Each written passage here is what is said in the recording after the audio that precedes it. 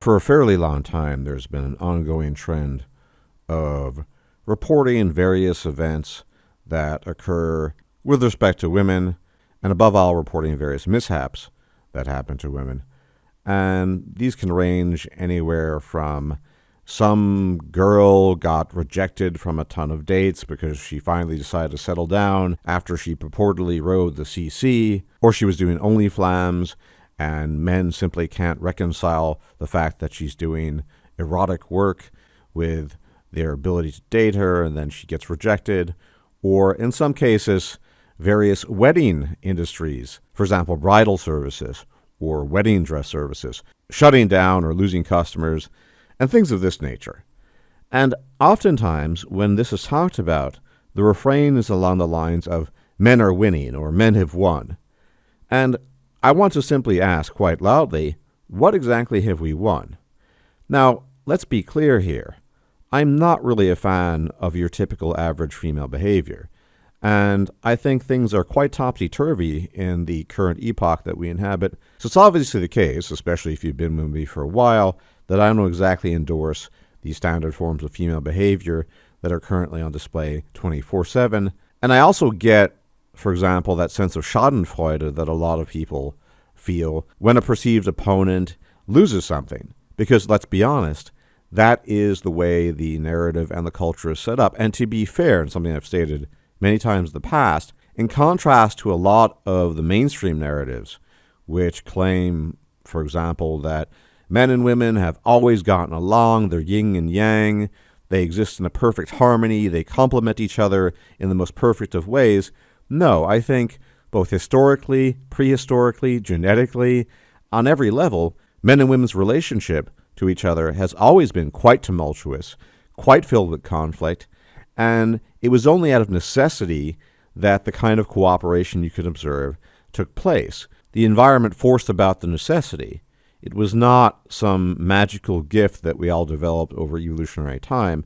Indeed, men and women are in many ways quite oppositional to each other. But yes, there are times when men and women will cooperate, so I get all of this. I get the schadenfreude. I get these things. But I think men really need to examine the situation. Very few men, if any, are winning anything because an OnlyFlams girl can't get dates, or a wedding cake or a wedding dress store or shop shuts down. I mean, of course, it might be amusing for a moment or so, and a lot of people appreciate that. But when we're talking about winning, I think winning looks very different.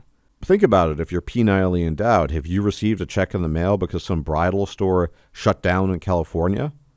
Probably not. So let's actually talk about the situation for men these days, because there is no winning. Men are largely losing. There might be a few at the top, but they don't really count. And here's why. Framing the narrative along the lines of men are winning or men have won something also implies that men on average are collective by nature, as in collective in their interactions with each other, when in reality they're anything but. Women on average display very collectivist behavior. Women on average display in-group preference. Men have never displayed this sort of thing, almost certainly not, despite claims on the left to the contrary.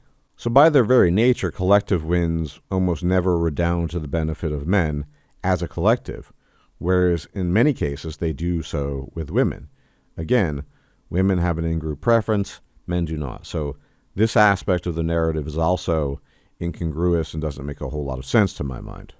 But the underlying reality that we're facing is that things are probably worse than they have been in decades and decades with respect to men and the welfare of men and boys.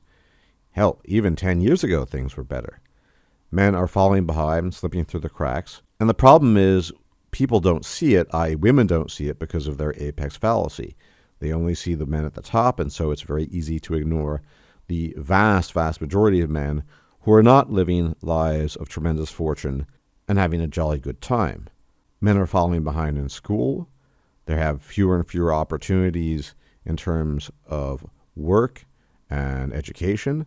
And probably most pernicious of all is the mating dating market, which, as we all know, is completely haywire at this stage.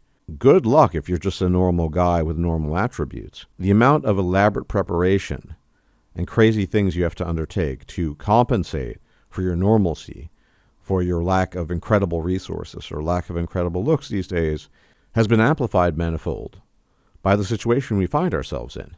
And again, to reinforce my earlier point, no man was ever satisfied or felt contentment in his life just because some woman he's never met in his entire life is failing at the dating market.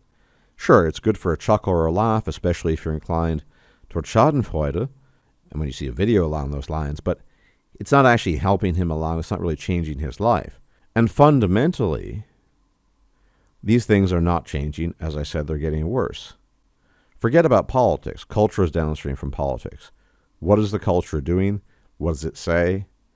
Well, the culture is producing these egregious examples that are then made fun of in a schadenfreude-like manner, so men can temporarily get their rocks off at the odd woman here or there falling through the cracks and not obtaining what she ultimately wants. To paraphrase the Lord of the Light Spear, a.k.a. Gerbert, a.k.a. Gerbert, you might be able to have a decent life on your own, but collectively, men are pretty much screwed. It's not looking good. So despite the nominal entertainment value, which I personally don't see, I don't think it's accurate to say men are winning. It's quite the opposite. Men are losing on every front. The other day, I just casually, for example, decided to look up the Boy Scouts, which doesn't exist anymore. The Boy Scouts is girls, boys, everyone. But guess what? The Girl Scouts is still intact. Only girls can join the Girl Scouts. How many all-male gyms are there? None. How many all-female gyms are there?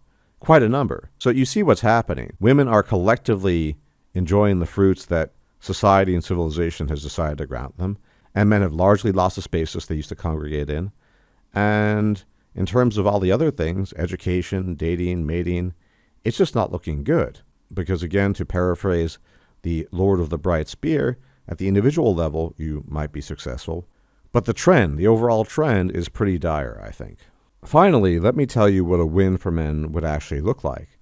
I think a win for men would look like educational reforms, allowing all boys and all girls schools to be a thing that is once again a regularity. They do exist, but that is the exception, not the norm. Or at the very least, if you're going to have co-ed, allowing for a modification of the teaching style and the environment so boys can thrive as well.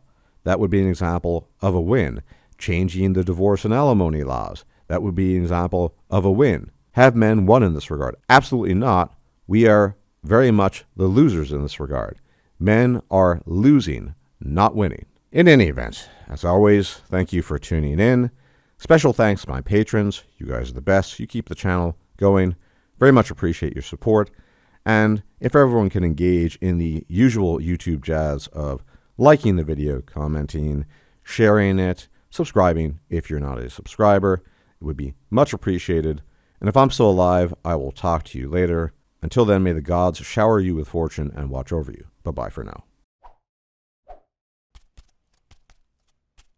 If you liked this video, please like, share, and subscribe. And if you enjoy my content, please consider making a donation or becoming a patron. Thanks for watching.